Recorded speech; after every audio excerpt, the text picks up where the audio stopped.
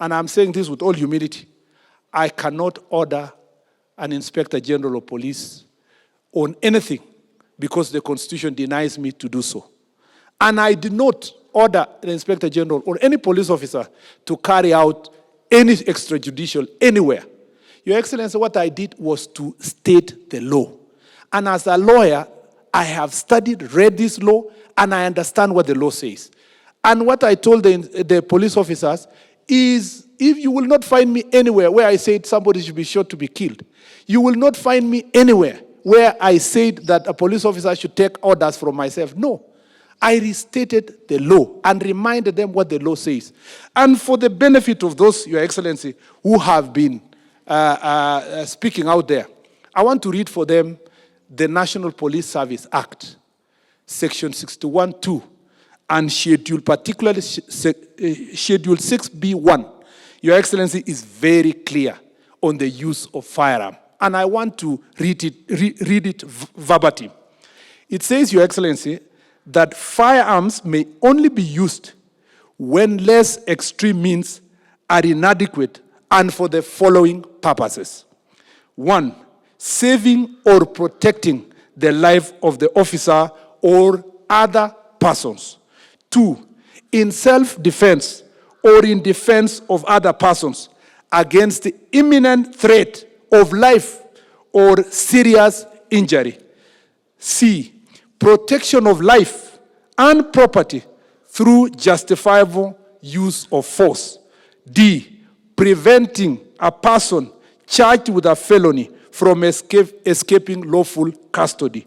5, or E, preventing a person who attempts to rescue or rescue a person charged with felony from escaping lawful custody.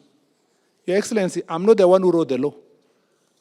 The law says a police officer, when faced with a situation of a threat of his life, must be able to use the firearm.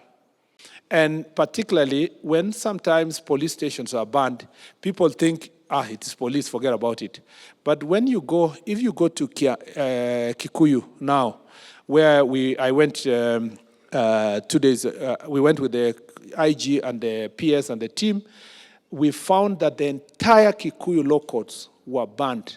Everything, exhibits, people's title deeds that were deposited in the court, documents, of all kind, were raised down. And the court was completely banned, Your Excellency.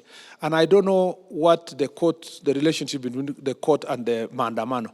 So nobody is safe. Nobody is safe. And we are requesting our judges, as they make the decisions they make. Unfortunately, we do not have the luxury, if the country bans, that they do have to sit down and make the decisions they make. If the country bans, nobody will be spared. Not a politician, not a cabinet secretary, not a judge, not a police officer. We need there is a feeling that the judiciary is leaving the safety of the country to executive. And then they do their things as they wish. It is time that we have a conversation in what the Deputy President has always talked about what is national interest. And what is that brings us together as all arms of government. When Parliament was invaded last year, I think message became clear to the members of Parliament about what is happening. I think Judiciary needs now to come in so that we can work together as 3 arms of government to protect our nation. When a police officer is attacked or a police station is banned, no church leader will speak. No foreign envoy will speak. These so-called opposition leaders will speak. If all these people do not speak, and I am the cabinet secretary in charge of these police officers, and I am a lawyer, and I don't speak for them, who will? Who will do that? I have, as a cabinet secretary, to lead from the front. Some people don't know the life that police officers go through. Yesterday, when we were with the police officer who were going to the border, do people know how much they put their life in the line for them to fight Al-Shabaab, sleeping in Boni Forest, around the borders of this country, putting their lives to save citizens in the country? And then it has become so fashionable for all of us to close our ears if we have to switch off media houses to save media and to save the citizens, we will do it because we want to save our country from burning. We want to save them from irresponsible journalism. But we also request the media, if they are going to regulate themselves, nobody is going to bother because we have been accused, we have been criticized. We are not averse to criticism. The only thing we want to tell them is that in the security sector, these men and women here helping you, Your Excellency, to deal with security, they don't have the luxury, Your Excellency, to debate.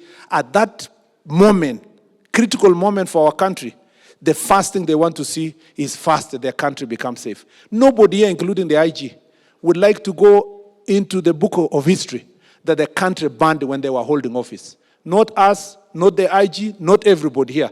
At that moment, we can go and debate with media. They can call us for interviews. We can debate with the judiciary when we know that the country is safe. The first call of duty for everybody sitting here is the safety of the country first before we can debate on other issues.